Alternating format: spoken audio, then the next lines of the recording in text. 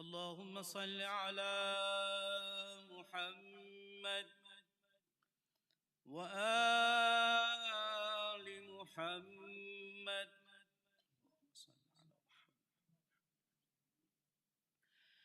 أعوذ بالله من الشيطان الرجيم. بسم الله الرحمن الرحيم. إنا فتحنا لك فتحا مبينا ليغفر لك الله ما تقدم من ذنبك وما تأخر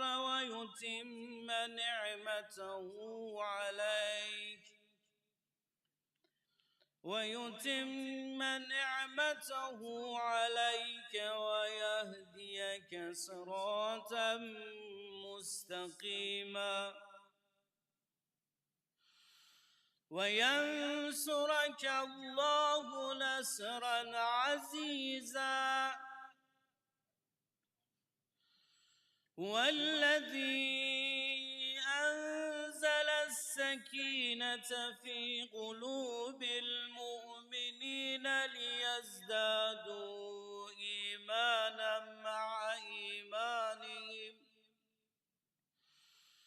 ولله جنود السماوات والأرض وكان الله عليما حكيما.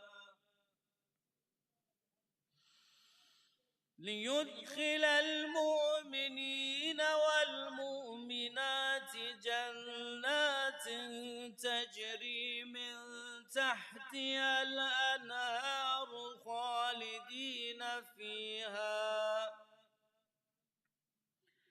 ويكفر عنهم سيئاتهم وكان ذلك عند الله فوزا عظيما. ويعذب المنافقين والمنافقات والمشركين والمشركات الظانين بالله ظن السوء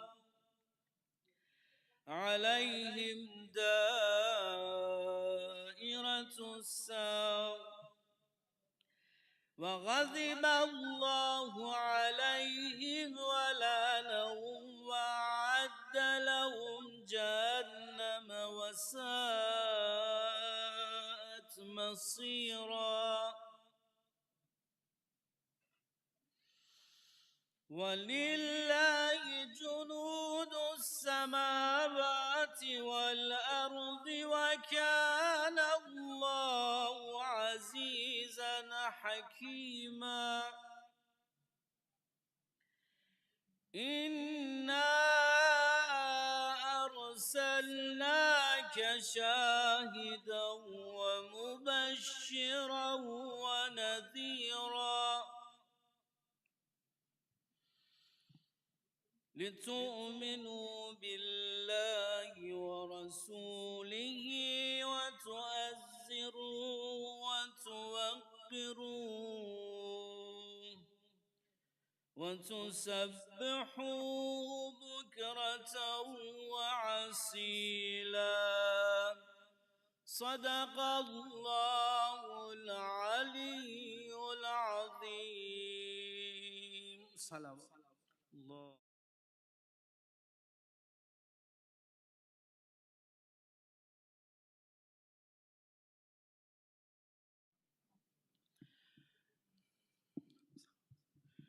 نزور سيدي ومولاي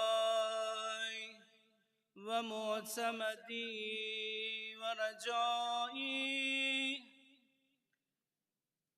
أبا الحسن علي بن موسى الرضا نيابة عن نفسي ونيابة عن جميع المؤمنين والمؤمنات والشهداء بسم الله الرحمن الرحيم السلام عليك يا أمين الله في أرضه وحجته على عباده. السلام عليك يا علي بن موسى الرضا، أشهد أنك جاهدت في الله حق جهاده وعملت بكتابه واتبعت سنن نبيه صلى الله عليه وآله حتى دعاك الله إلى جباره فقبضك إليه باختياره وألزم أعدائك الحجة مع مالك من الحجج البالغة على جميع خلقه. اللهم فاجعل نفسي مطمئنة بقدرك راضية بقضائك مولاة بذكرك ودعائك محبة لصفة أوليائك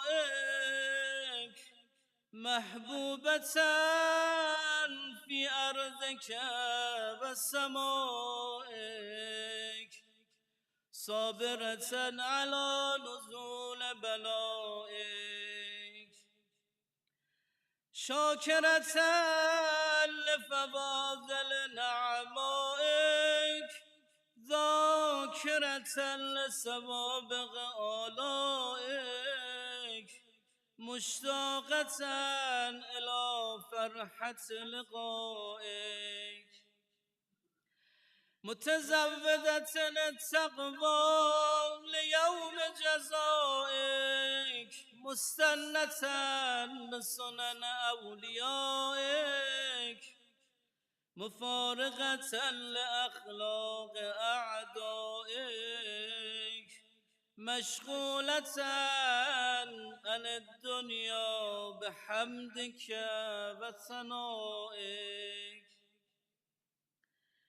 اللهم إن قلوب المخبتين إليك بالها وسبل الراقبين إليك شارعا وأعلام القاصدين إليك واضحا وأفئدة العارفين منك فازعا وأصوات الداعين إليك صاعدا وأبواب الإجابة لهم مفتحا ودعوة من ناجاك مستجابا وتوبة من أناب إليك مقبولا وأبرة من بكى من خوفك مرحوما والإغاثة لمن استغاث بك موجودا والإعانة لمن استعان بك مبذولا وعداتك لعبادك منجزا وزلل من استقالك مقالا وأعمال العاملين لديك محفوظا وأرزاقك إلى الخلائق من لدنك نازلا وأبعد المزيد إليهم واصلا وذنوب المسلمين المستغفرين مغفورا وهوائج خلقك عندك مقضيا وجوائز السائلين عندك موفرا وأوائد المزيد متواترا وموائد المستدعمين معدا ومناهل الدماء مترأ اللهم فاستجب دعائي واقبل ثنائي واجمع بيني وبين أوليائي بحق محمد وعلي وفاطمة والحسن والحسين إنك ولي أعمائي ومنتهى مناي وغاية رجائي في منقلبي ومثواي أنت إلهي وسيدي ومولاي اغفر لأوليائنا وكف عنا أعداءنا واشغلهم عن أذانا وأظهر كلمة الحق واجعلها العليا وأدهز كلمة الباطل واجعلها السفلى إنك على كل شيء قدير. صلوات الله.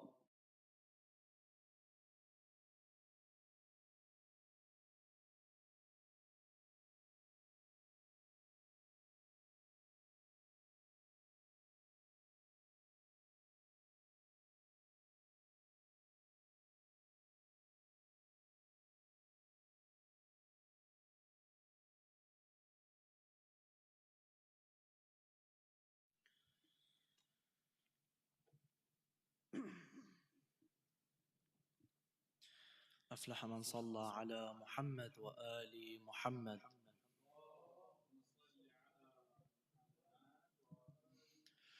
زيارة وارث.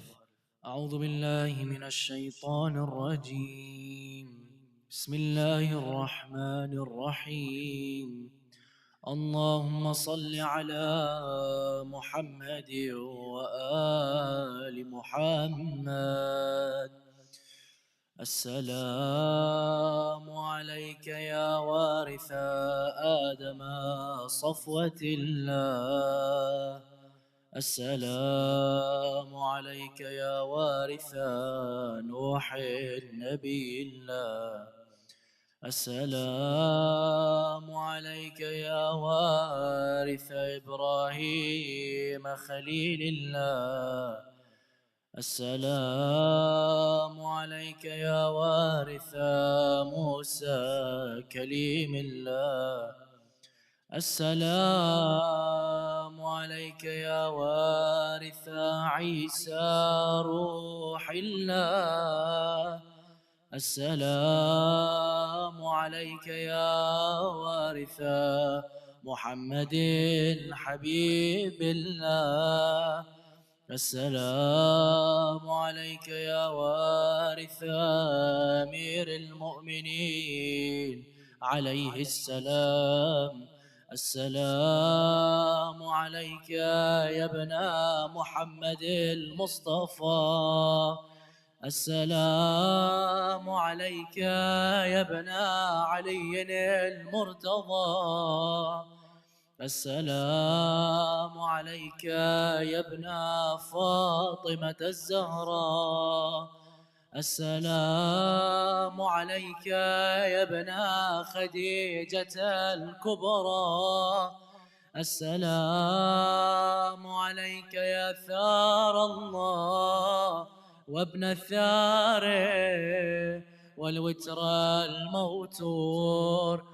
أشهد أنك قد أقمت الصلاة وآتيت الزكاة وأمرت بالمعروف ونهيت عن المنكر، وأطعت الله ورسوله حتى أتاك اليقين. فلعن الله أمة قتلك، ولعن الله أمة ظلمك، ولعن الله أمة سمعت بذلك فرضيت به. يا مولاي يا أبا عبد الله، أشهد أنك كنت نورا في الأصلاب الشامخة والأرحام المطهرة، لم تنجسك الجاهلية بأنجاسها، ولم تلبسك من مدلهمات ثيابها. وأشهد أنك من دعائم الدين وأركان المؤمنين. وأشهد أنك إمام البر التقي الرضي الزكي الهادي المهدي. وأشهد أن الأئمة من ولدك كلمة التقوى وأعلام الهدى والعروة الوثقى والحجة على أهل الدنيا.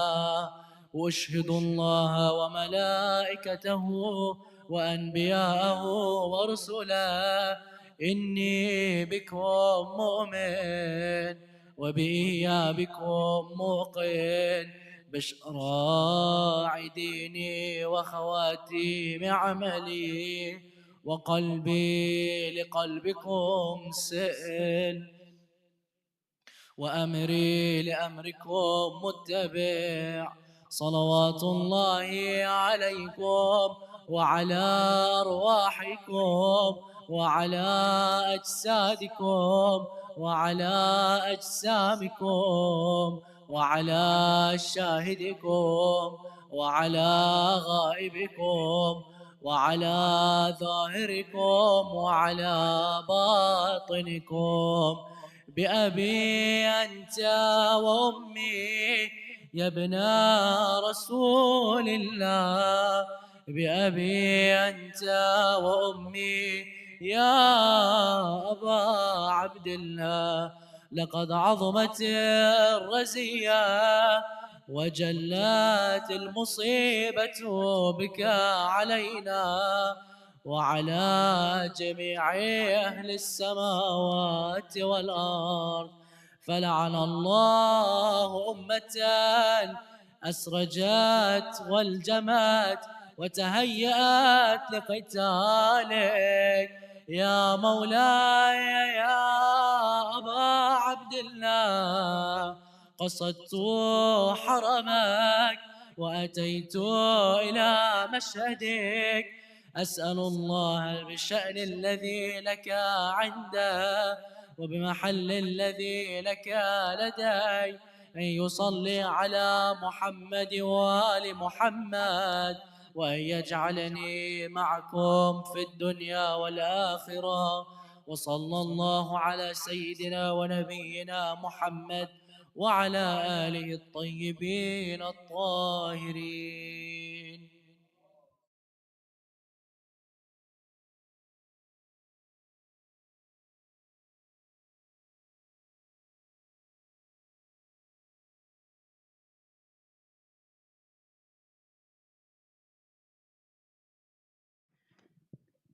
بسم الله الرحمن الرحيم، والصلاة والسلام على أشرف الأنبياء والمرسلين، حبيب إله العالمين أبا القاسم المصطفى محمد،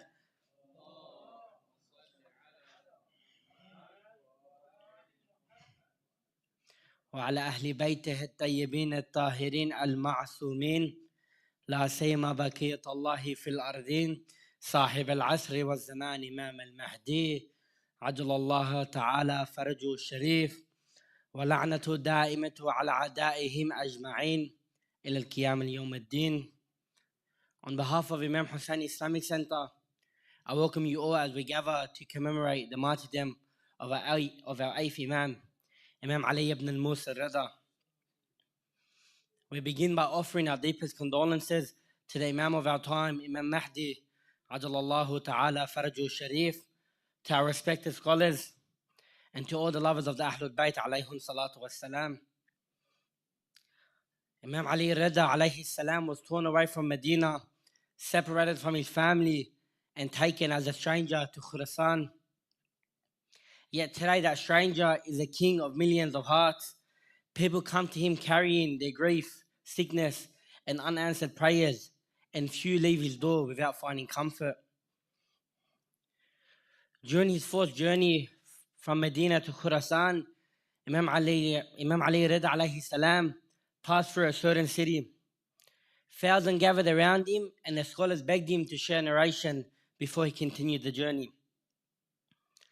The Imam stopped and narrated from his fathers, from the Holy Prophet, from Jibreel, and from Allah, the declaration, La ilaha illallah, there is no God but Allah, is my fortress. Whoever enters my fortress is protected from my punishment. As the caravan began moving, Imam Ali Redha stopped once more and said, but he has his conditions, and I am among his conditions. In only a few words, Imam Ali Redha taught that faith is not merely something spoken by the tongue. True faith requires us to accept the guidance and wilayah of the Ahlul Bayt alayhi salam. Even while being taken away from his home, the Imam concerned was still guiding the people back towards Allah. Before we continue, we also remember all the Shahadat who sacrificed their lives in defense of Islam, their people and the oppressed. They did not simply speak about faith, they proved it through the sacrifice. May Allah raise them alongside Muhammad and Ali Muhammad, grant patience and strength to their families, protect all those facing oppression, and hasten the reappearance of Imam Mahdi. For all the souls of our Shuhada, all our loved ones who have passed away, and all our marhumin, and brother Farooq Shirazi, let us recite a Surah Fatiha, but before that, salawat ala Muhammad wa Ali Muhammad.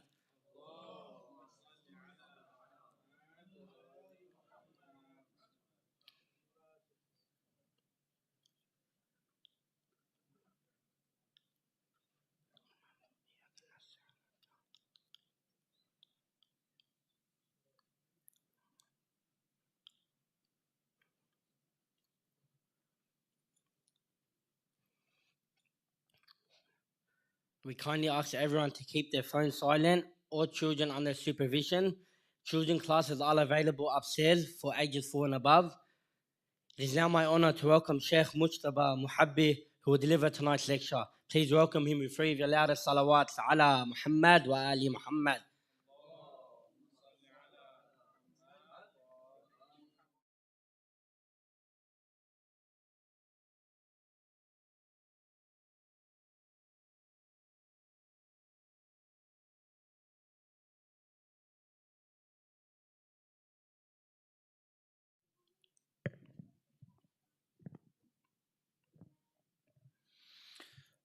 أعوذ بالله من الشيطان الرجيم بسم الله الرحمن الرحيم الحمد لله رب العالمين الحمد لله رب الشاكرين ثم الصلاة والسلام على سيدنا ونبينا حبيب قلوبنا أبي القاسم المصطفى محمد اللهم صل على محمد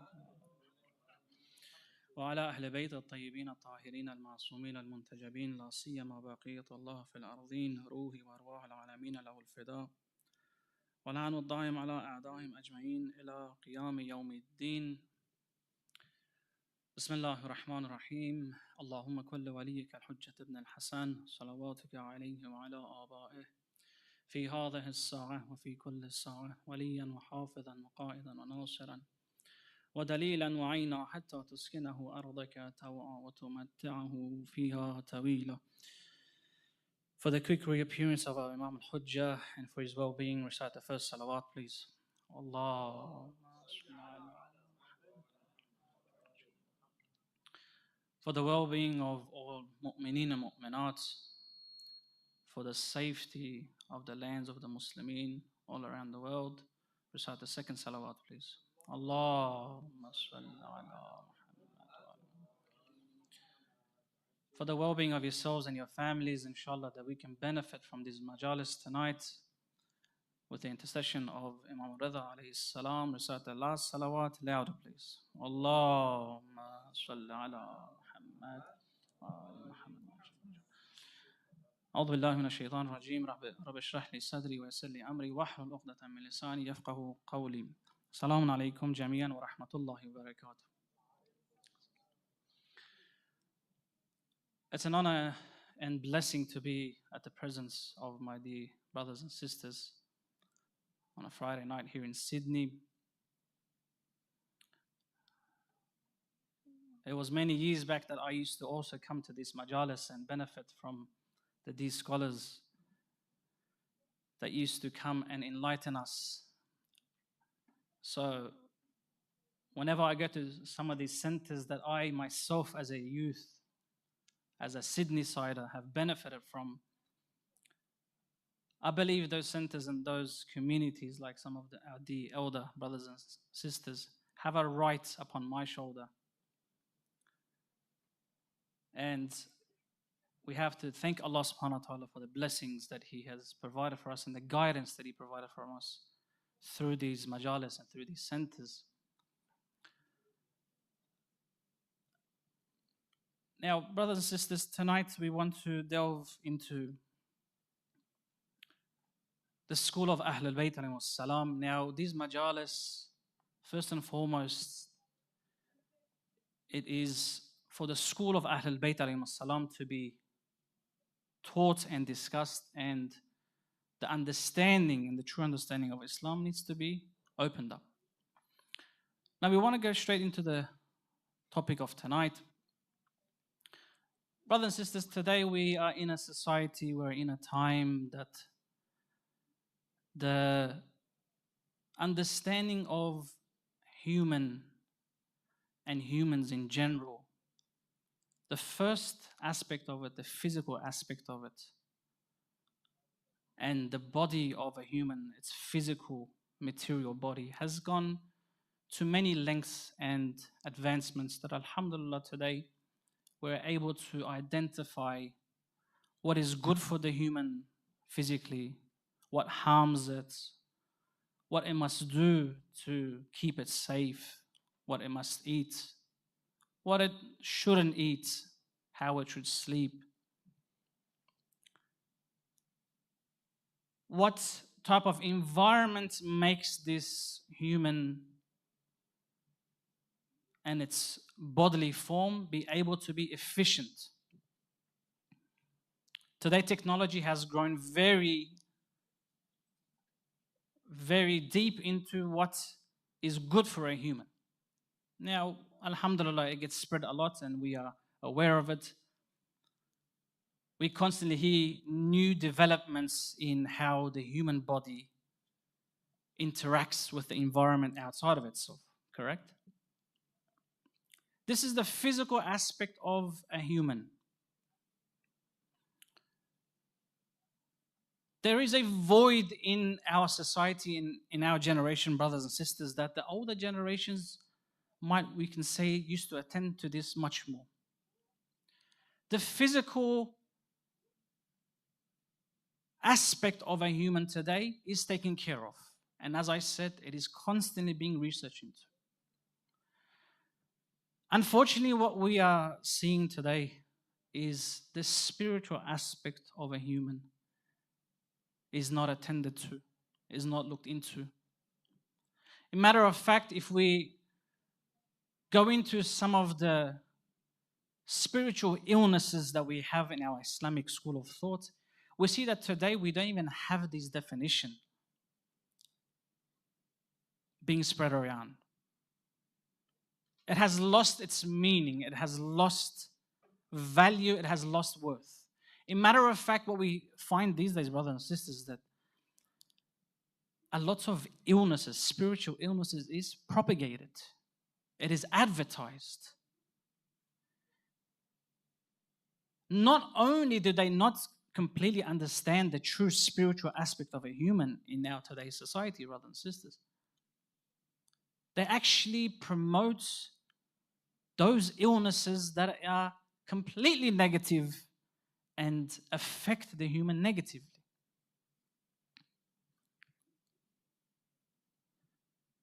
When we come to our Islamic understanding,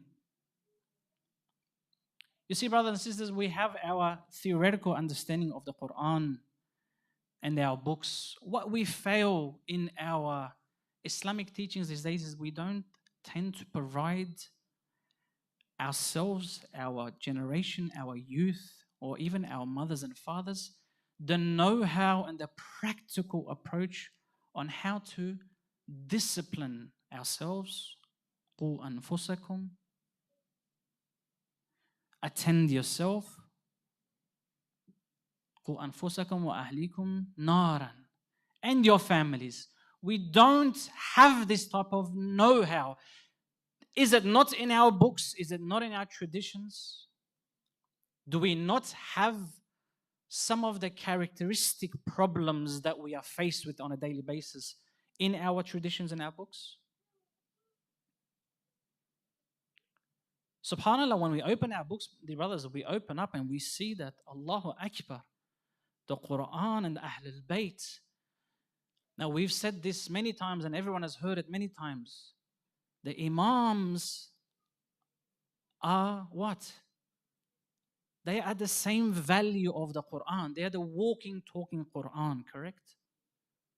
When we want to look at what the Quran is directing me and navigating to me and providing me a compass in my life, I look at the life of the Imams.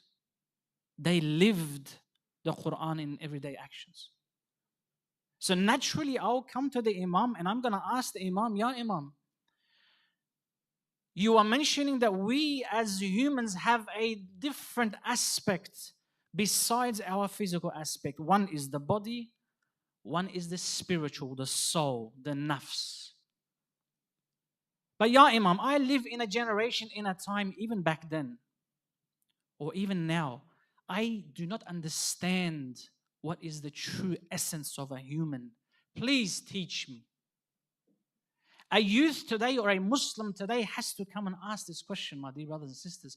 They have to come and say, Ya Allah, if you have provided the Quran as a compass, I want to find the person that was able to use this compass in his life. So you say it's the Imams. Tell me what the Imams have to say about how I should go about navigating and making sure the spiritual aspect of me as a human, as a woman, as a man, is taken care of. Meaning there is a lot of things inside of me as a believer, as a mu'min, as an insan, as a human, that I don't understand. Ya Allah, as a youth, I was growing up. I could not understand some of these passions, these desires, these thoughts, these inclinations that I had towards things and my environment. The way I acted. I did not understand what a character of a Muslim should be like. Let's start off with the Quran. Let's see what the Quran says and what's to indicate towards me, brothers and sisters. أعوذ بالله من الشيطان الرجيم. بسم الله الرحمن الرحيم. The Quran mentions, dear brothers and sisters, أولم يتفكروا في أنفسهم. Do they not think or ponder upon what is inside their souls? What we have given them within them. Because the Arab, the people of Jahiliyyah and ignorant people before the Prophet,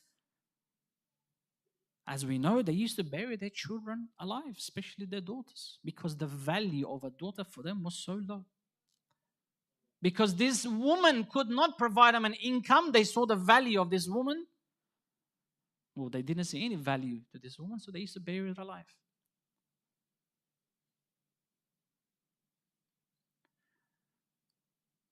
Allah subhanahu wa ta'ala tells the Prophet to tell them, do they not look within themselves? Ya ayyuhalladhina amanu alaykum anfusakum. Oh, you who have faith, take care of yourselves. Brothers and sisters, faith comes upon the mind and the heart of a believer. He starts to become a Muslim. The Quran says that's not where you stop. Alaykum anfusakum. There is this soul, there is these desires, there is these inclinations and passions that you also need to attend to. You cannot be forgetful of it. Again, verse after verse, subhanAllah, the amount of knowledge and amount of information we have in our books, brothers and sisters, about the soul, about us as humans is profound. وَفِي الْأَرْضِ آيَاتٌ لِلْمُوقِنِينَ. In the earth are signs for those who have conviction in the earth. وَفِي أَنفُسِكُمْ أَفَلَا تُبْصِرُونَ. And in yourselves as well. Will you not perceive, will you not look deeper into yourselves? As humans, as believers, we are filled with attitudes, with thoughts, with characteristics today that is being bombarded on top of us, dear brothers and sisters, that as a Muslim today falls into a question: is this truly how I should be reacting? Today I have someone that is coming at me making my heart feel very sad, has said and done some very wrong things to me. As a Muslim, I know that I shouldn't be bad and I should be nice to this person, but something inside of me just wants to splash out and tell this person off and let them have it, as we say sometimes in English. Hasn't that gone through our head at times?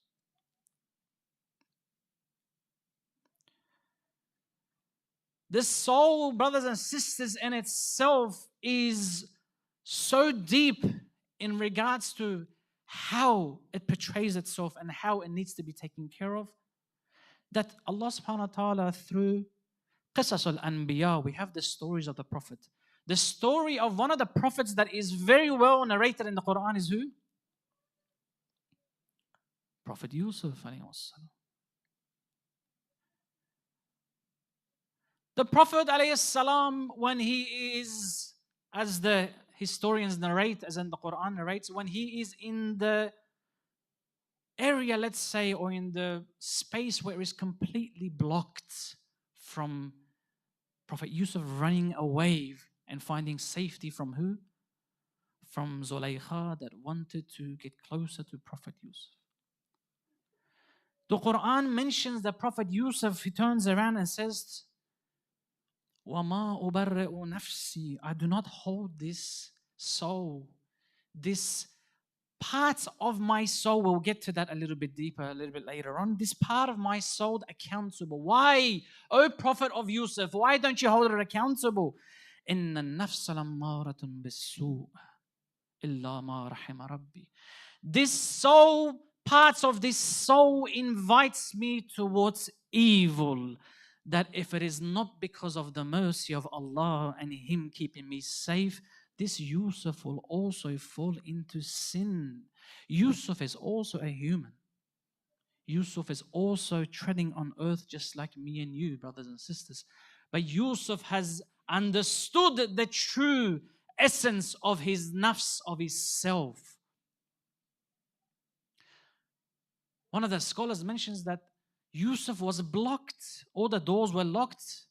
Zulaykha had asked all the doors to be locked. Prophet Yusuf is running towards locked doors. O Prophet of Allah, why are you running towards locked doors? Because Prophet Yusuf knows his soul. It cannot stay there any longer. For the soul itself, this nafsul ammara, will also invite it to do bad and must run towards locked doors.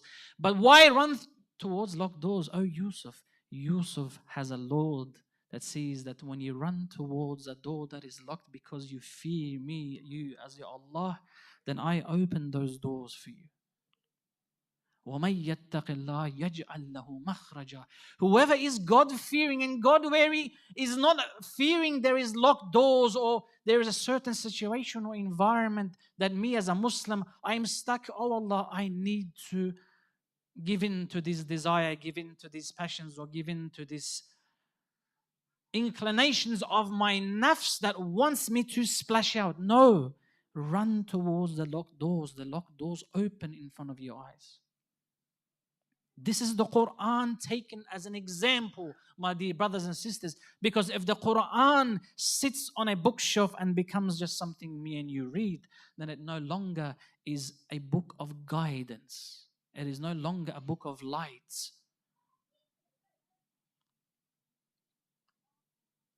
So the Prophet here comes and opens up the discussion of nafs. Inna nafsul ammaratun bisu. Brothers and sisters, this nafs, Allahu Akbar, let's name it nafsul ammara, as the scholars have mentioned. The nafsul ammara is a type of, let's say, inclination or waswasa or whispers that comes upon the aql, the intellect of the believer, and it invites it to come and do bad stuff. It invites it to go towards evil.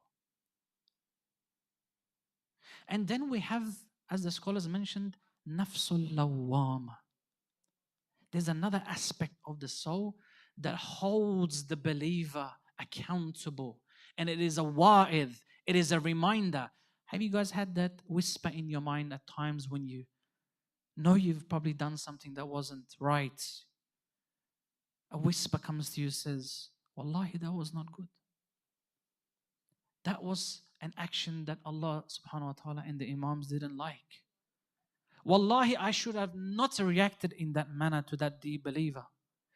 That wa'idh, brothers and sisters, that nafsul lawwama is that reminder that Allah subhanahu wa ta'ala has also put next to this nafsul ammara. Brothers and sisters, Allah subhanahu wa ta'ala has created me and you to ascend and to go higher to levels that no angel could ever reach. But the problem is, who is to come and tell a believer or a human to say, put your nafsul ammara aside and follow your aql, your intellect, and let that wa'idh, this nafsul lawwama, become your guide and your compass. Let me give you guys an example. This nafsul ammara, brothers and sisters, if we look at to the extreme sense of it, is that when you see someone that drains himself, that engulfs himself in so much shar and evil, this nafsul lawwama, this blessed whispers that Allah that puts in his heart, is no longer there anymore. It becomes completely nafsul ammara. Whatever he acts and does is complete taba'iyya or follower of his nafsul ammara. Whatever evil that it commands it to, it goes towards it. You guys can find the example of it in your time today. The Yazid of our time, they cannot even come and apologize. They cannot even come and say, we are sorry for this amount of children that we had killed. Why? Because nafsul ammara has reached a level that it no longer has another whisper of nafsul lawwama to say to it, at least feel a bit of shame. At least be regretful what you've done. This is the extreme, and this is if this nafsul ammara is left and it is listened to, and an ear has been given to it, can reach towards. Today, brothers and sisters, it is not the fault of our dear youth and youngsters or young couples when they are going through problems and through characteristic issues and understanding themselves and their identity as a Muslim. It has yet to be provided for them who they are as a Muslim, what whispers it should listen to, what characteristic, what blessed characteristic it should work towards. The issue of us sometimes not understanding our couples, our brothers and sisters, our friends that are not on the right path is not because they are misguided and they have complete evil inside of their hearts. It's not like that at all, my brothers and sisters. It is because they have yet to understand themselves. When a couple cannot understand themselves, how do you expect them to understand the opposite self or the opposite gender?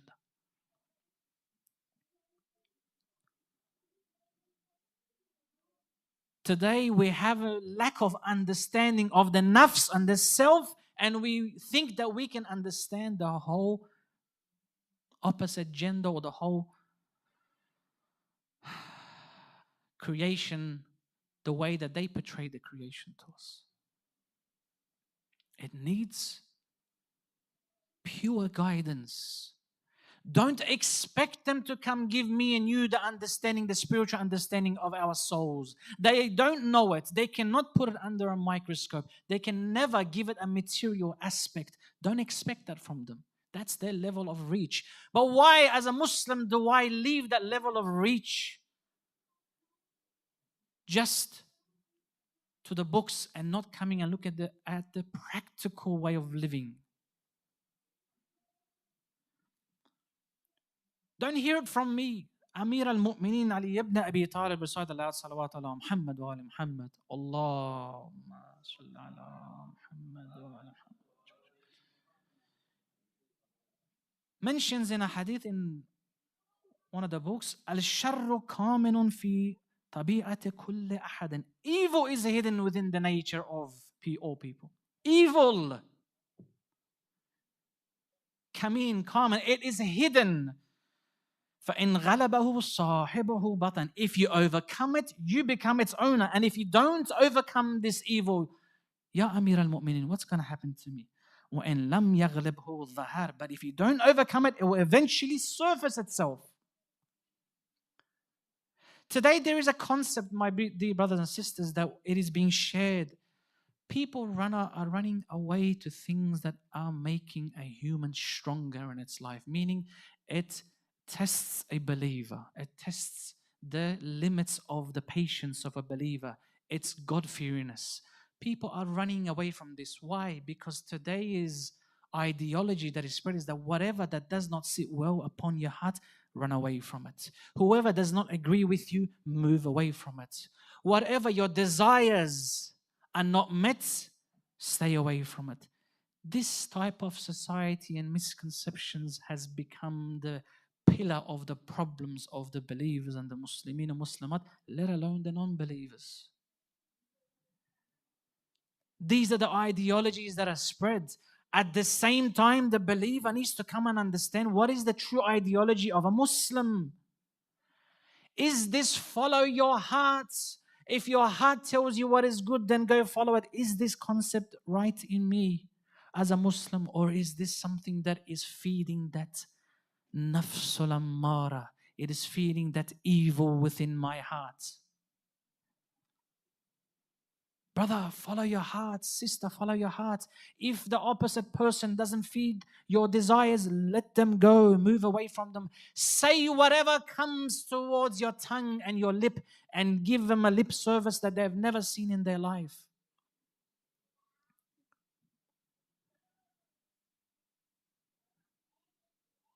You go to the person, you say, brother or sister, oh dear fellow human being, why do you act in such a manner? You have to have a strong character, brother. If you do not have a strong character, you're going to fail in this society. Allahu Akbar, look at the Islamic values and ideology we have here, brothers and sisters. Our Islam teaches us that whenever you come towards a difficult person, especially if that person is of Islam and is a believer, and if that person comes towards you in a way that hurts you and hurts your feelings, try to give that person ihsan, meaning goodness. Show him the true goodness of a person. Two people had fought each other, or let's say verbally. A nice story from the Imam to make you guys a little bit more aware. So one of the companions came to the Imam, Imam Sadiq, I believe, or Imam Sajjad, if I'm not mistaken, said, Ya Imam, this person said some very bad stuff by another believer. Imam turned around and turned his back towards him. This companion said, Ya Imam, he wasn't the one that said something bad, it was the opposite side. Why are you turning your back and showing your discomfort towards this believer? Imam says, does he not have the heart and understanding that he should go and reconcile with his brother? Should he not go towards his brother because he's a fellow Muslim? He has the love of Ali in his heart and say, my dear brother, if it was for my shortcomings, forgive me. And if it's any shortcomings that you have, I have also forgiven it, and I'm looking past it. Why is this type of ideology we see in the followers of the Imams and the teachings of the Imams, the brothers and sisters? Because Imam knows that if this character is not directed towards beauty and light the way that Allah subhanahu wa ta'ala wants it, then this person will also feel spiritual void in his life. A person is fulfilled when his relations with other people are also good. Our religion does not promote a Muslim to avoid himself from others and communities and brothers and sisters because he had a certain person said something to him. Our Islamic understanding of the self and the nafs and how it should treat itself with other people is very different to how it is perceived today, brothers and sisters. We need to delve into this. This is ma'arifatun nafs. This is the true understanding of the self. Imam Amir al-Mu'mineen alayhi salam says, ma'arifatun nafs anfa'ul ma'arif. The best of knowledge for you as a believer is the knowledge of the self. معرفة المرء بعيوبه من أنفع المعارف. Knowledge of one's shortcomings. Knowledge of one's shortcomings is of the best of knowledge. I once, not long ago, just when the war had started a couple of months ago, I was in Iran. Went to one of the Ustad Akhlaq, the teachers of morals and ethics. With one sentence, this beautiful soul guided me towards what I was obviously upset about and I needed guidance in. This blessed soul said, if I remember the hadith correctly, Tuba man shagala uyubahu min uyub an-nas.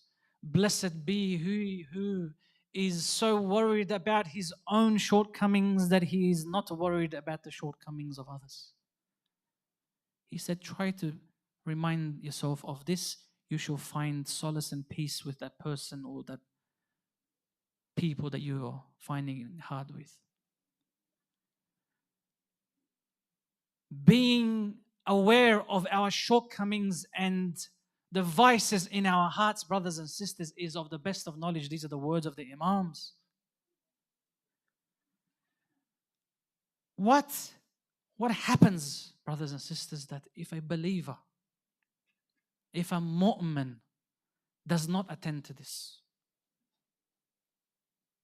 Obviously, the discussion is very long, the narrations are very long.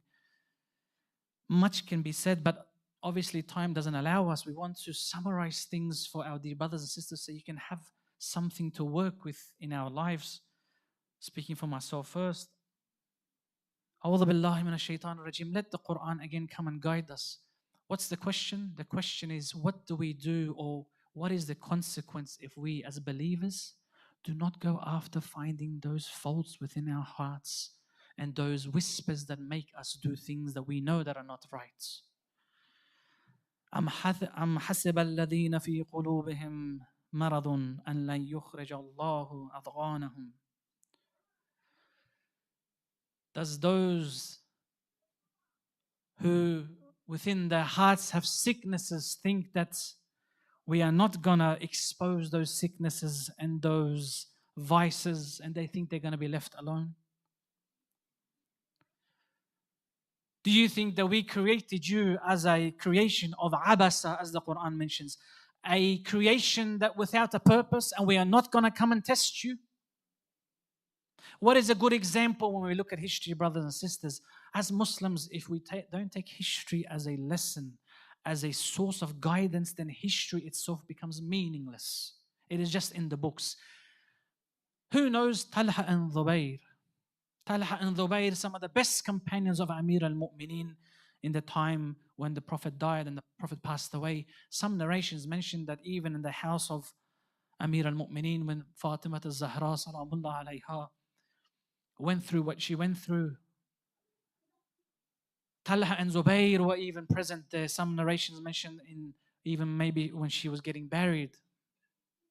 Talha and Zubayr were such companions of Amir al-Mu'mineen alayhi salam that when the time came, brothers and sisters, that Allah subhanahu wa ta'ala wanted to test these two, when Amir al-Mu'mineen came into leadership and became the Khalifa, they came to Amir al-Mu'mineen asking if they could also have a share of the wealth of Haqqun Nas, the mal, the Baytul Mal, the money and the wealth of the people. And Amir al-Mu'mineen gave them the reply that they deserved. These same two companions that was once fighting side by side with Amir al-Mu'mineen, one day comes a time where Allah subhanahu wa ta'ala exposes their true sicknesses of their hearts, which is that love for wealth and position.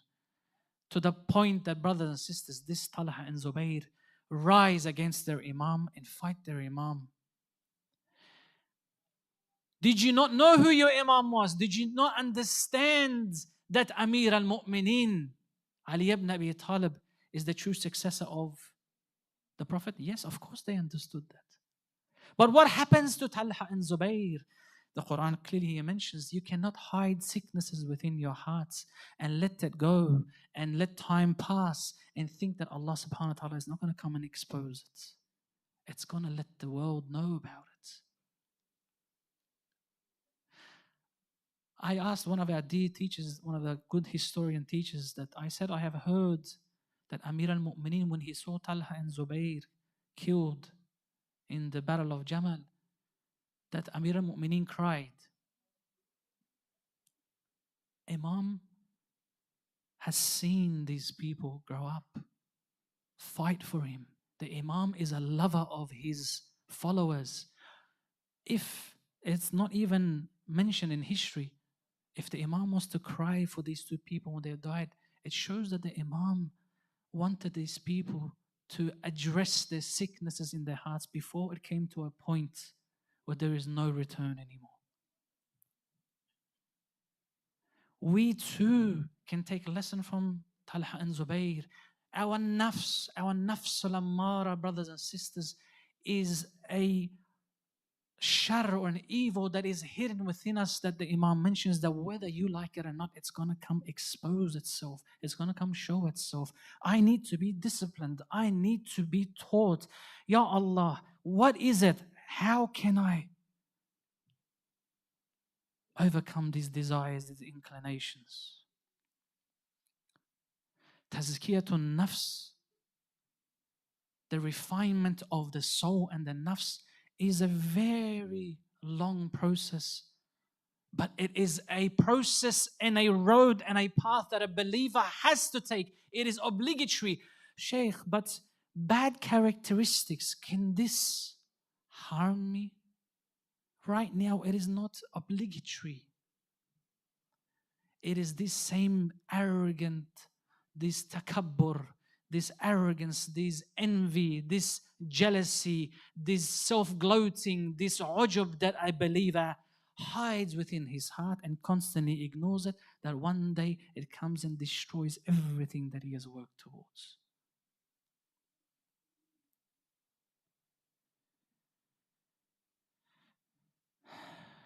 وَلَا تَكُونُوا كَالَّذِينَ نَسُوا اللَّهَ فَأَنْسَاهُمْ أَنفُسَهُم. Do not be like the people that forgot Allah. Allah made them forget themselves. They forgot that these desires are the same thing that has made people before him be corrupted, fall into the evil of this life. خَسَرَ الدُّنْيَا وَالْآخِرَةِ. Lose this life and the hereafter.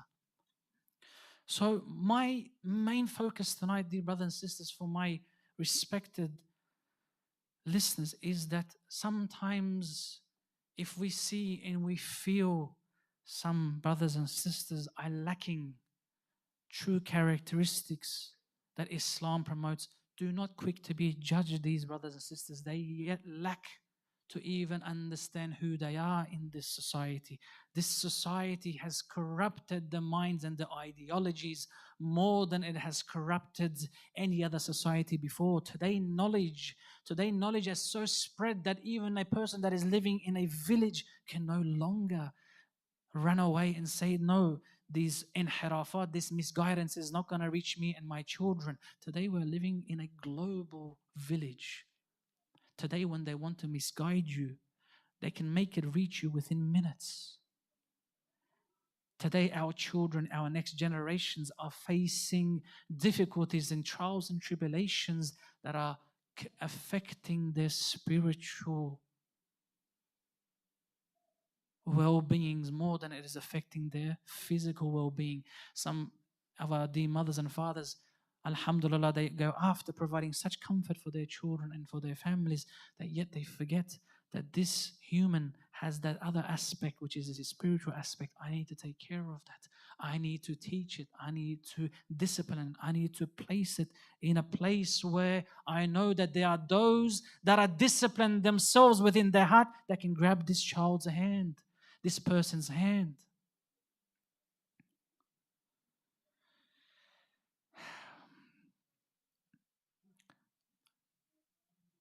What are some practical approaches that we take from the Imams, brothers and sisters? Tonight we want to leave with a few narrations from our dear Imam Al-Redha.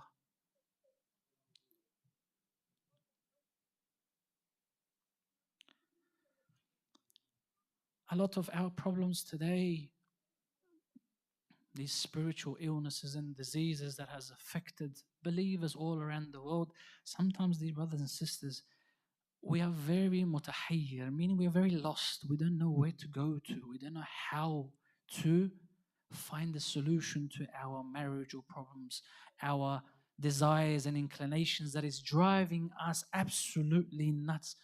We need guidance. When we come to the narrations of the Imams, brothers and sisters, we find that our dear Imam, that tonight they were here to take benefit from, right? We come here to commemorate Imam Al-Redha alayhi salam.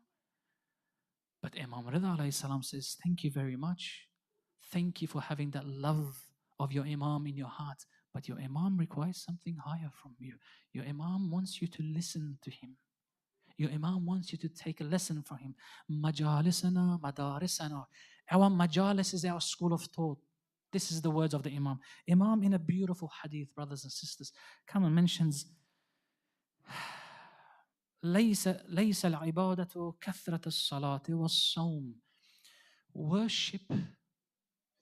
Worship of Allah is not in the amount of prayers and fastings that I do as a believer. That is very good, don't get me wrong.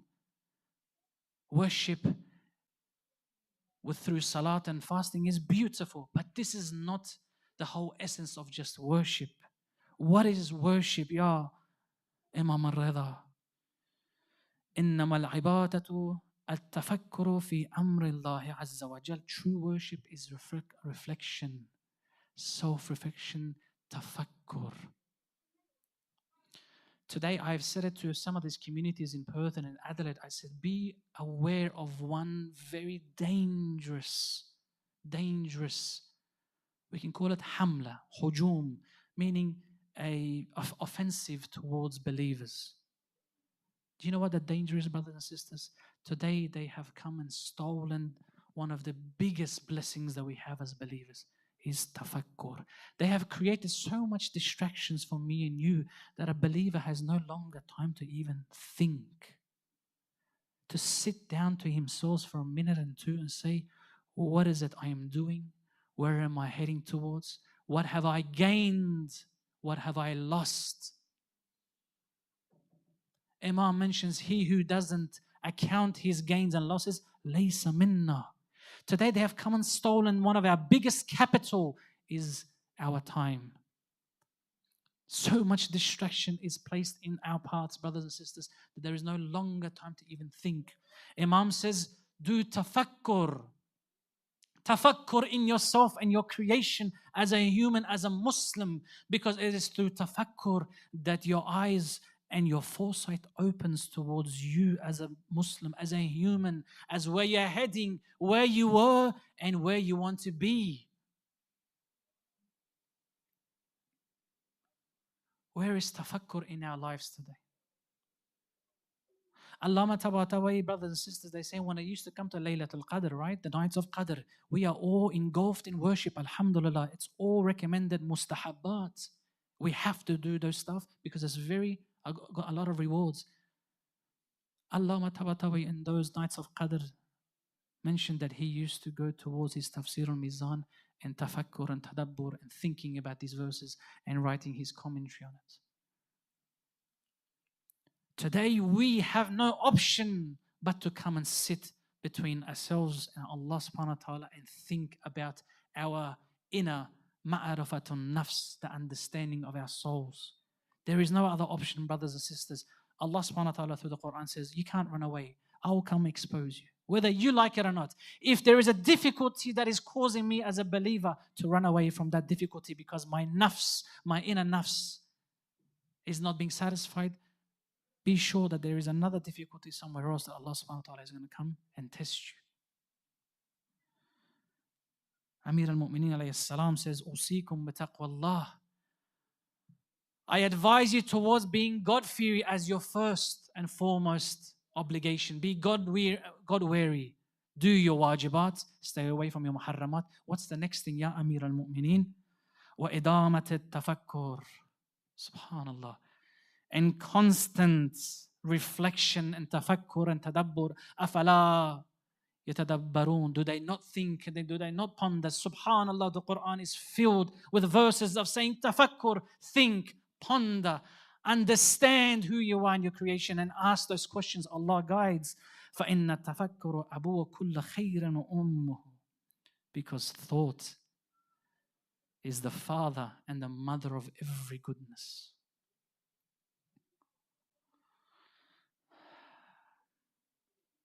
One very simple, practical approach in our lives, brothers and sisters, is when we think, questions arise. فَاسْأَلُوا أَهْلَ الذِّكْرِ إِن كُنْتُمْ لَا تَعْلَمُونَ.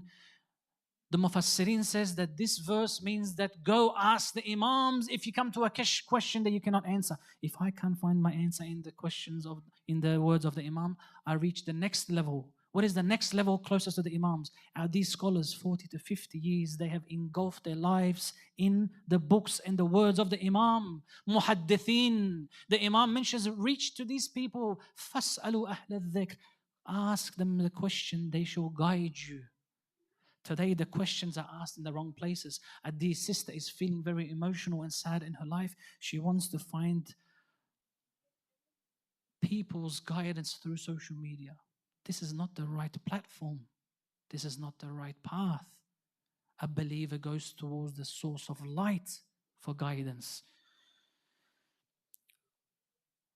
Some of the communities that I've visited in the past month, brothers and sisters, some of the sisters mentioned, if you could please provide us.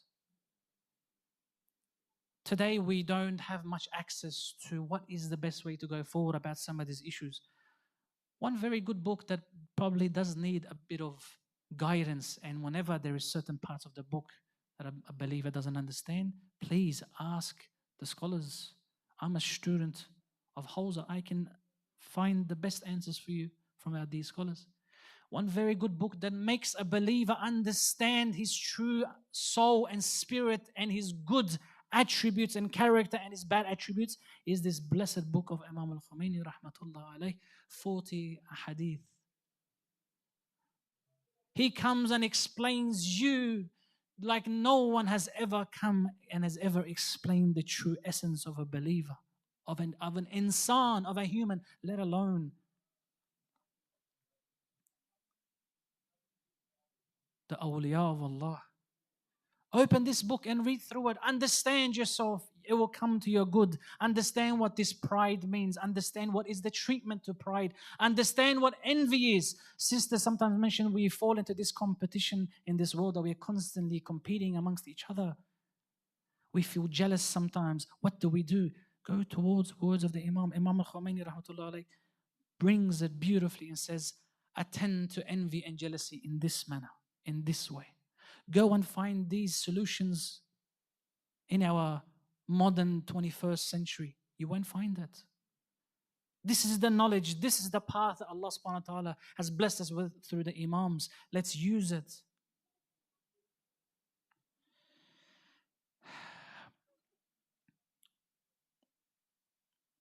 Inshallah, we can benefit from the maddah.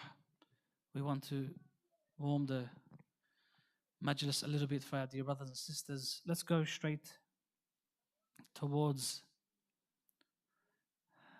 our beloved Imam Al-Redha. Tonight we're commemorating him. Tonight we want to get closer to Imam. Our Imams, brothers and sisters, were light and guidance that the companions, if you look at the words of the companions, whenever they addressed the Imam, it was Ju'iltu fidak, may my life be sacrificed to you. Do you know why this level of understanding and ma'rifat had come to the hearts of the believers, brothers and sisters? Let me bring you guys a bit of understanding of the way the Imam looks at me and you.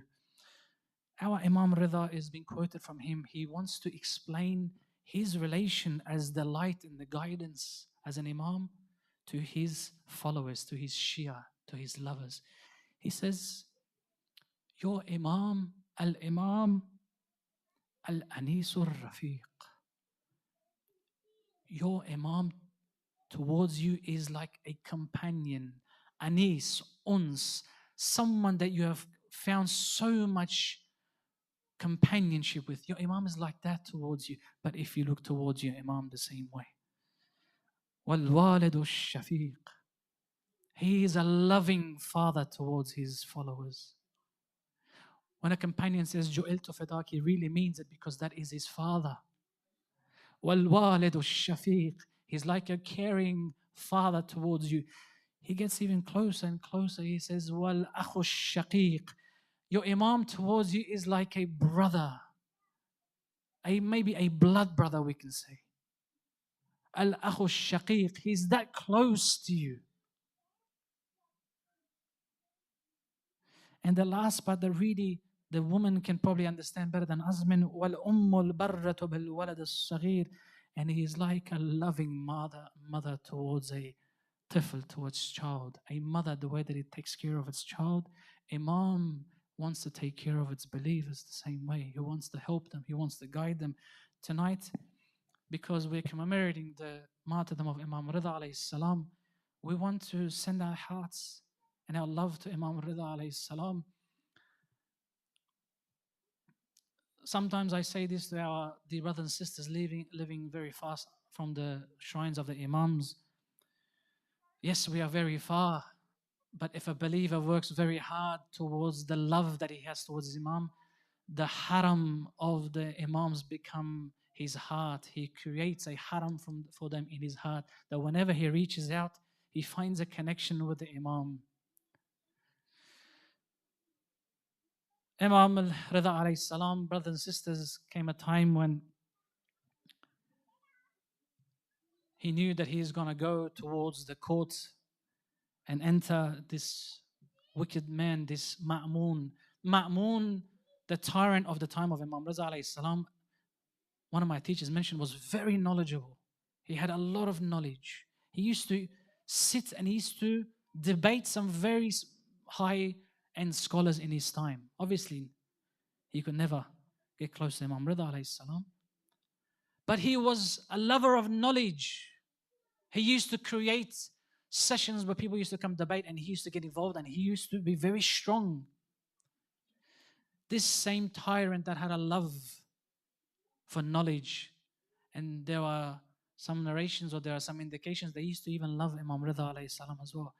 But this same person, because within his heart had a disease, an illness, a sickness within his nafs, cannot let people love Imam Ridha more than him. He has to steal the love of people away from Imam Ridha and place that love within his heart. But obviously he never succeeded. He invites Imam Ridha alayhi salam to the courtyard. Imam Ridha alayhi salam is quoted as mentioning to Aba Salt, Ya Aba Salt, tomorrow I will enter upon this wicked man Ma'mun. Ya Aba Salt, if I come out from there with my head uncovered, then speak to me. You can speak to me. I'm well. I'm doing okay. But Ya Aba Salt, if you see me, I have covered my head, don't approach me. Don't approach your Imam. Your Imam has been poisoned. Ya Aba Salt, follow me towards my house until I enter the house. The Imam at that point, brothers and sisters, after being poisoned by this tyrant, by this wicked man, goes towards his house to come and say his final goodbyes, to come and say his final farewell. Abu Salt mentions that there came a time that I saw this blessed young face, Imam al-Jawad alayhi salam, enter the house. When I realized the doors were locked, and I said, how have you entered the house? Ya Imam. The Imam Rida alayhi salam had the blessing to be able to cover his head, this blessed head of his, and then be at the presence of his son, his Imam al-Jawad alayhi salam. But ya Imam al-Rida, you yourself have said to Ibn al-Shabib, Ibn al-Shabib, oh the son of Shabib, if you want to cry for anything in your life, cry for Al-Hussein. يا ابن الشبيب إن كنت باكيا لشيء فابكي للحسين. Ya Imam Raza, tonight we reach out to you. We say, Ya Imam Raza, you've said for us, for your believers, to cry for your father. Ya Imam Raza, I want to say that you are able to cover your head. You are able for others not to see you in your pain. You are able to probably rest your head on the laps of Imam al-Jawad alayhi salam and be able to see your son before you leave this world. Wala yawmaka la yawm ya Aba Abdullah. What does Imam Hussein do on the day of Karbala? Imam Hussein has to see Shimr Lanatullah alayh. He's to see Shem sitting on the chest of Abu Abdullah. Allah Lanatullah ala qawm al-dhalimeen. وسيعلم الذين ظلموا أي منقلب ينقلبون. اللهم إنا نسألك وندعوك باسمك العظيم الأعظم الأعز الجل الأكرم بحق إمام زماننا بدم المقتول بإمام الحسين عليه السلام. يا الله يا الله يا الله يا الله يا الله يا الله يا الله يا الله يا الله يا الله يا الله يا رحمن الرحيم يا مقلب القلوب ثبت قلبي على دينك. اللهم عجل لوليك الفرج والعافية والنصر واجعلنا من خير أعوانه والأنصاره والمستشهدين بين يديه. صلى على محمد وآل محمد.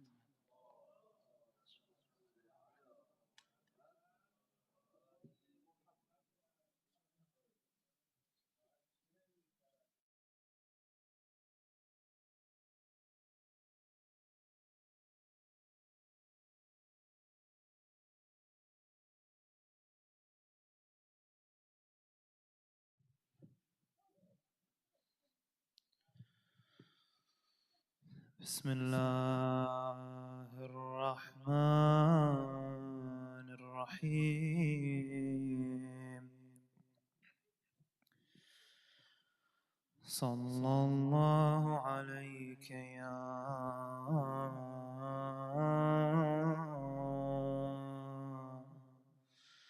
مولاي يا رسول الله. صلى الله عليك وعلى آلك المظلومين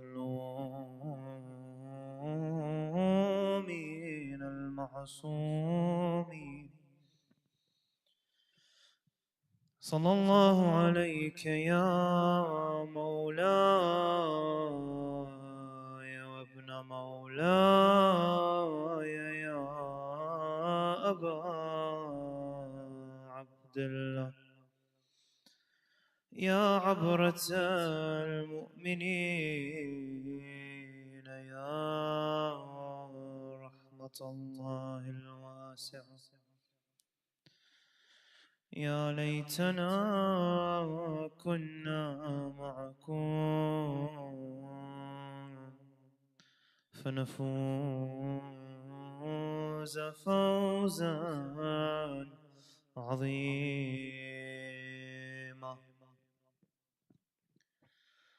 Tonight we bury the eighth Imam,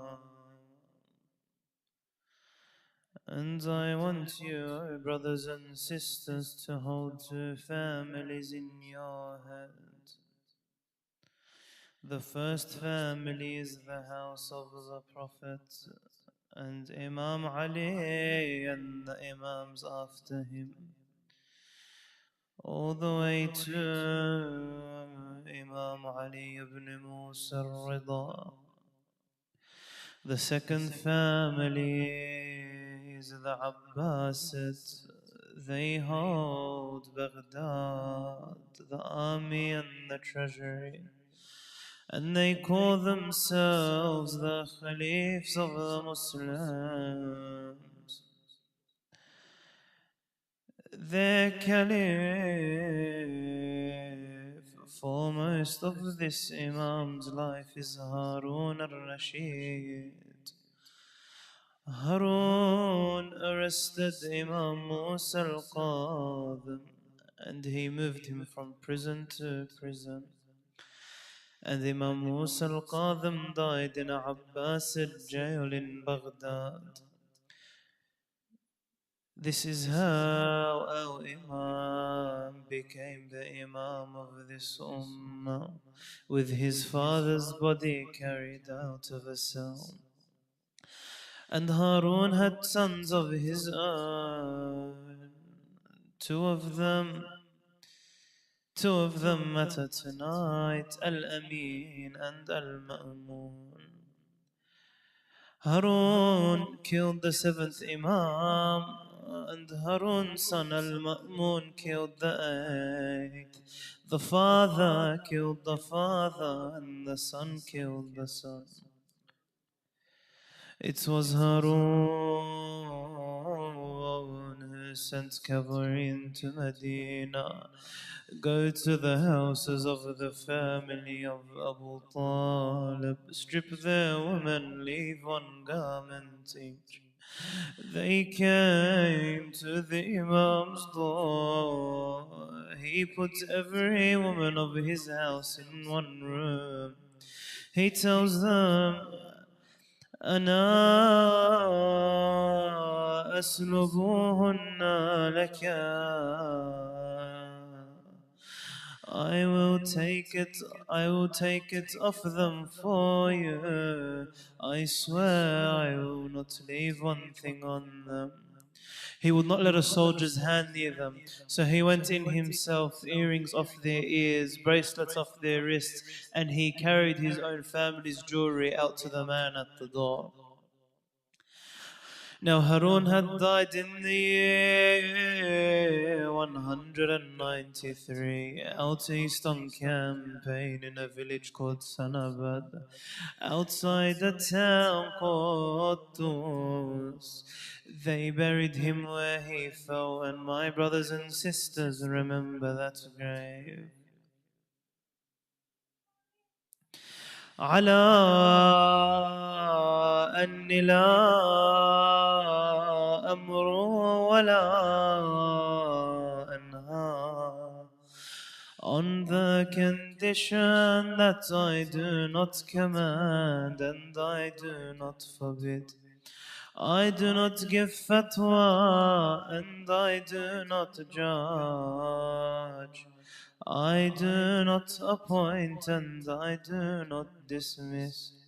And I do not change one thing of what already stands. He took the title and refused the job. Al-Ma'mun paid for a crown prince and bought himself a witness. and Abu al-Sadd al-Harawi, who served him to the end, gives the plan out loud. Make him heir so people say he wanted the world. However, my brothers and sisters, it did the opposite. So Al-Ma'mun called every debater in the empire tomorrow, every scholar and every sect and every religion he could reach. One public defeat was all he needed. Not one of them walked away, and the informers carried back that Marwa was saying in the street, by God, he is more deserving of the caliphate than Al-Ma'mun. Now a poet arrives,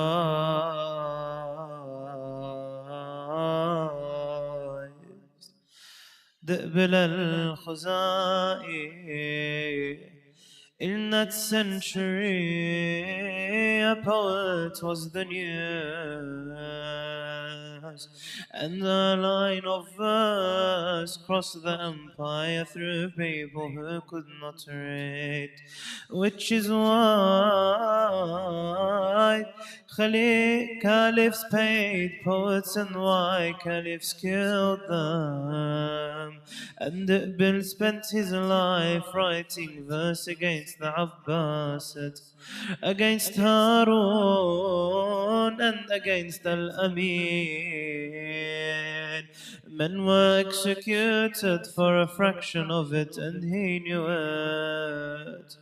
50 years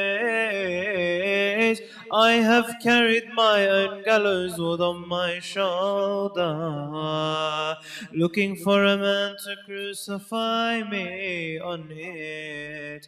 Now put that man in Maro, the Caliph's capital. The Caliph's soldiers, the Caliph's informers are already writing down every sentence. He walks in to recite an elegy for the family of Ali. In the house of the man the Caliph has just made his heir. He says, son of Rasulullah, I have written a poem for you, and I swore to recite it to nobody first.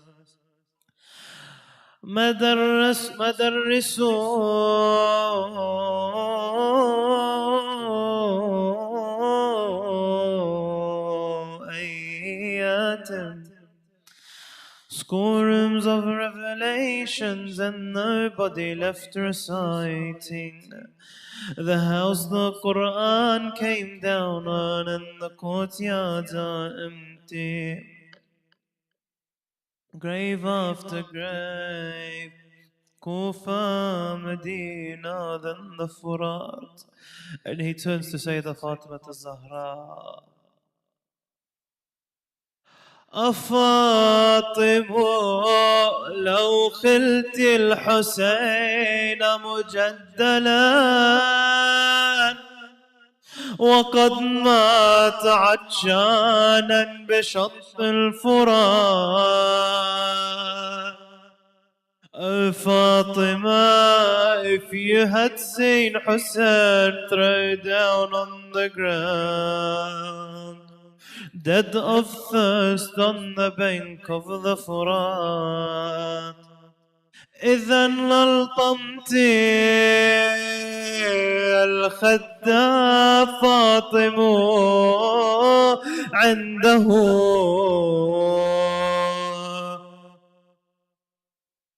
وأجريت دمع العين في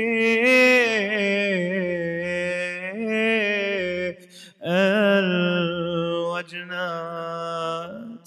You would have struck your cheek over him, Fatima, and sent the tears of your eyes running down your face. Then Baghdad and the grave holding a soul made pure. Baghdad is not history to the man listening, Baghdad is his father, and there he stopped. And the Imam said, shall I add 2 lines to complete this? And the grave at those, what a grave it is! It catches fire inside you, and it does not go out until the day they are gathered, until Allah raises the Qa'im, who lift the grave of us and the sorrows. Who is this grave at us? He said, the grave is mine. He came to recite an elegy for the dead of this house. He left here having heard the living Imam name the town he would be buried in. Now, brothers and sisters, go back with me before Maran, before Da'bil, back to Medina. Let's go back to the day the order arrived. A man of Sijistan called Muhawwal was there and watched it. The Imam went into the masjid of the Prophet to say goodbye to his grandfather. He said his farewell and walked away. Then he came back to the grave and said it again and again. Every time he left, he came back and his voice came up louder. And he was weeping, and then he told him why. What does he say, my brothers and sisters?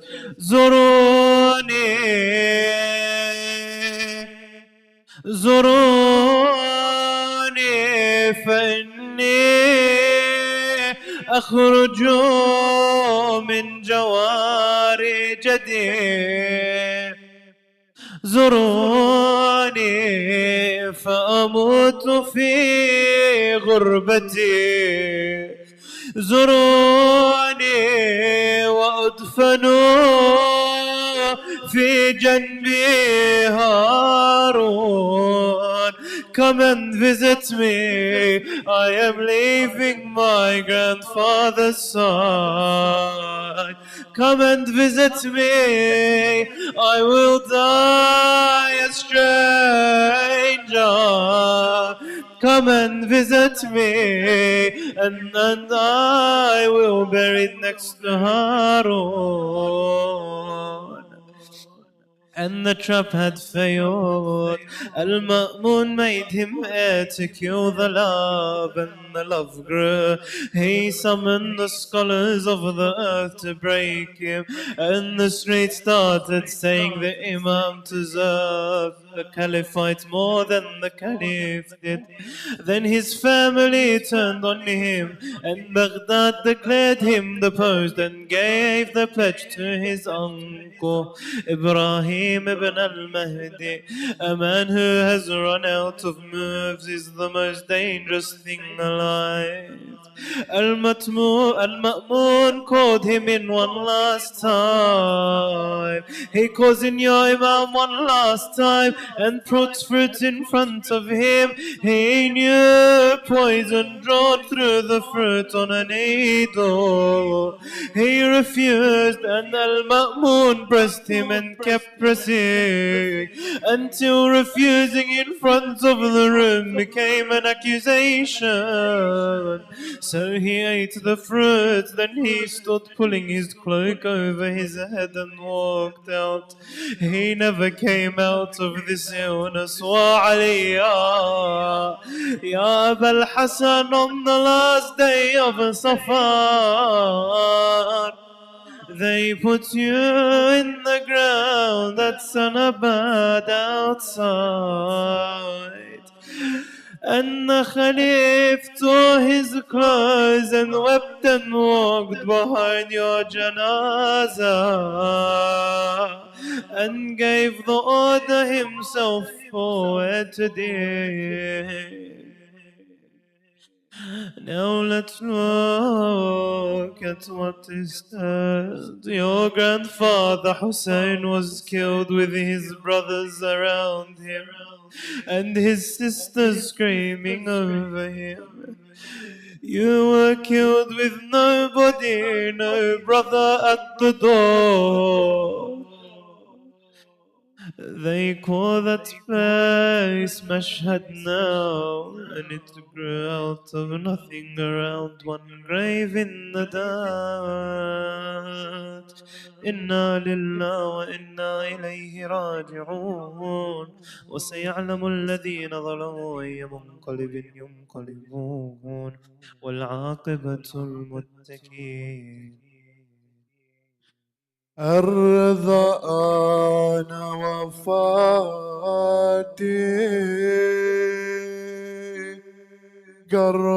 قربت وأنا حزين ودي بس والله أزور حسين يوم الأربعين ودي أحمل بيدي راية وامشي قاصد كربلاء حتى أبكي على الذي صاب مثلث حرملة. قال مولانا الرضا وروى ابن شبيب إن جدي الحسين مات عطشانا غريب اشرب الماء واذكر الحسين اشرب الماء واذكر الحسين يا حسين يا حسين يا حسين يا حسين يا حسين يا حسين اشرب الماء واذكر الحسين اشرب الماء واذكر الحسين يا حسين يا حسين يا حسين يا حسين يا حسين يا حسين أيها العطشان ذو القلب الكئيب اشرب الماء على حب الغريب وذكر الظنآن ذا الجسم السليم من له الأكوان تضوي بالنحيم وله الناس تجري كل عين وله الناس تجري كل عين اشرب الماء واذكر الحسين اشرب الماء واذكر الحسين يا حسين يا حسين يا حسين يا حسين يا حسين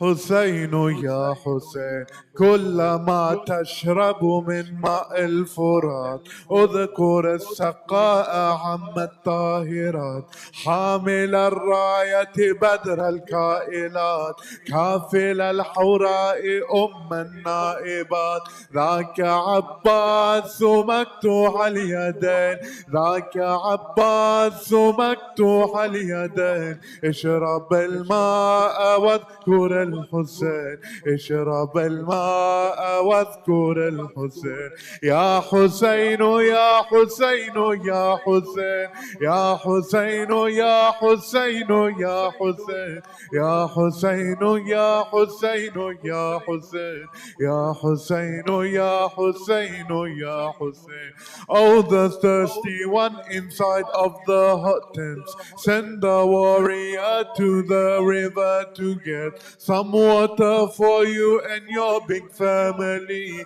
Quench your thirst and let them live on happily. To the river Abbas will go. To the river Abbas will go. Drink your water and remember Hussein. Drink your water and remember Hussein. Ya Hussein, oh Ya Hussein, oh Ya Hussein. Ya Hussein, oh Ya Hussein, oh Ya Hussein. يا حسين يا حسين يا حسين يا حسين حسين. كلما تشرب من ماء الفرات اذكر السقاء عم الطاهرات، حامل الراية بدر الكائنات، كافل الحوراء أم النائبات، ذاك عباس مقطوع اليدين، ذاك عباس مقطوع اليدين. اشرب الماء واذكر الحسين، اشرب الماء واذكر الحسين. يا حسين يا حسين يا حسين يا حسين يا حسين يا حسين يا حسين يا حسين يا حسين يا حسين. Oh, the thirsty one beside the cold river, fill your bag and make sure that you deliver the water to all of these thirsty children and relieve all the sorrows of the women. There is Abbas with no hands by his side, there is Abbas with no hands by his side. Drink the water and remember Hussein, drink the water and remember Hussein. Ya Hussein, oh Ya Hussein, oh Ya Hussein.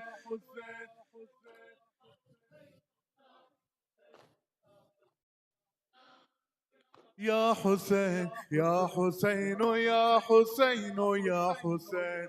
تهم ماه ولی هاشم و شمع شهدایی، تو به دریای آتش و جگر تشنه خود آب بقایی، تو کنار حرم خون خدا صاحب ایوان تلالی، تو بدی دسته خود از همگان عقد گشایی، تو فراتر ز تمام شهدا روز جزایی، حرمت القم خود کعبه ارباب دعایی، تو حسین دگر فاطمه تو خون خدایی، به خدا صاحب لطف و کرمت جود و سخایی، تو همان باب حوائج تو همان بحر عطایی، تو امید همه عالم تو جگار رحمایی، تو علمداری و فرمانده کل شهدایی. اشرب الماء واذكر الحسين، اشرب الماء واذكر الحسين. يا حسين يا حسين يا حسين يا حسين يا حسين يا حسين. اللهم كن لوليك الحجة ابن الحسن صلواتك عليه وعلى آبائه في هذه الساعة وفي كل ساعة، وليا وحافظا وقائدا وناصرا ودليلا وعينا، حتى تسكنه أرضك طوعا وتمتعه فيها طويلا برحمتك يا أرحم الراحمين. For all the مرحومين and مرحومات, specifically for the soul of Marhum Farouk Shirazi, if we can recite a Fatiha, but before it aloud, salawat ala Muhammad wa ali Muhammad.